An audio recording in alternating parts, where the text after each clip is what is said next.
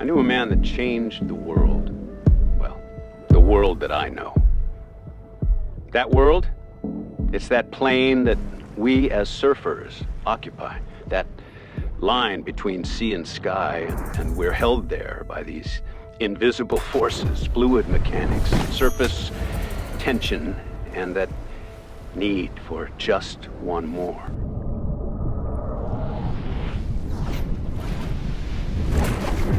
It binds us with a flat lock stitch.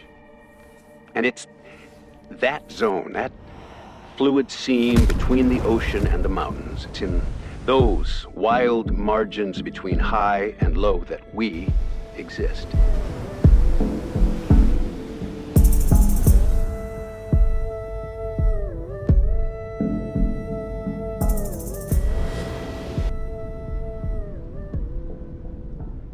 I knew a man who was sharp, inquisitive.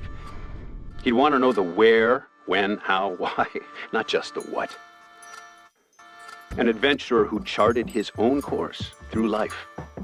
Like those Wednesday night sailing races in Santa Cruz when he'd cut across the kelp beds off Black's Point looking for that edge.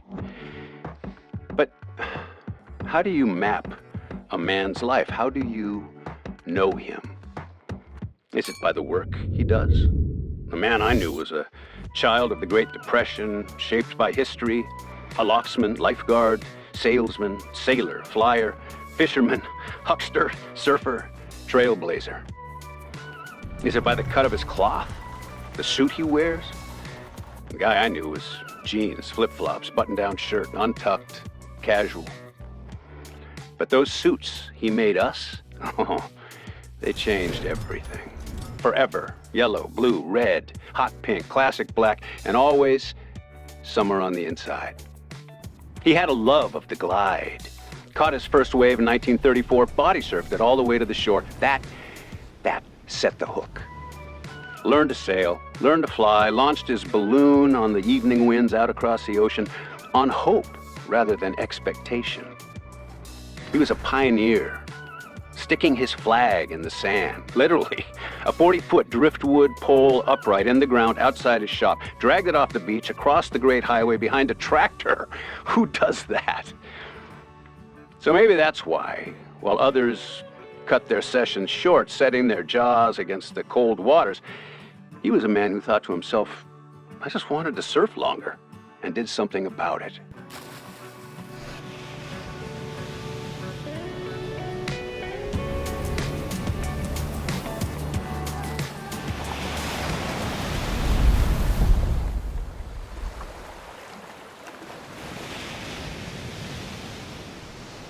In the great American tradition, he built a business, put the family name on it, on a t-shirt, on a balloon, on a boat, on a spinnaker, on a team. He could see a future where others didn't.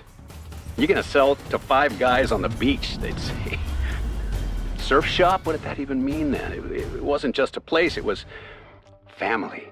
And family was everything to him. And it was surf mat, San Francisco, fins, wooden boards, not open every day, he was busy making a living. Then Santa Cruz, full-time, Boys Town, board hire, skateboards, home-blown surf talk, his kids running around like balls of energy, riders, wetsuits, culture, innovation. It was the whole deal. Still is, globally. He was a man who'd look you in the eye, speak clearly, and he'd give you his full attention. But he'd be drawn to the view, the point, the set, the surfers pausing mid-sentence to comment on a wave well-ridden. Then he'd be back, not missing a beat. He was a husband, father, grandfather, surfer. He was a maverick with a Zen garden and a Jaguar sports car. He viewed the world through a telescope rather than binoculars. Does that change your perspective? He'd warm up for the day on his full-size trampoline, checking the surf from his porthole, seeing which way the wind was blowing. You don't fight life. Rather work with what life brings. That was his philosophy. See where it takes you. Wipe out, capsize, ditching the kelp beds, okay. But come up laughing. What can you take from it? Improve on? What did you learn? He was all about detail.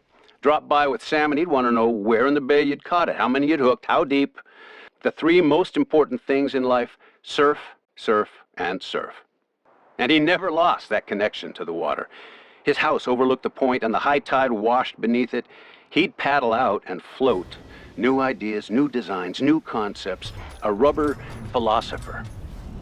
His ethos? Life is good. And if you love life and love being in the ocean, why wouldn't you want to take care of it? The ocean is alive. It was just a natural extension for him. That was his odyssey, his sea odyssey. I knew a man that changed the world, the way it felt, and, you know, that smell, fresh neoprene, makes you think of your first wetsuit or that time you surfed for 7 hours straight till your arms turned to noodles. And what is it about that sound? Kind of like a drum roll. It's anticipation, commitment, first in, last out.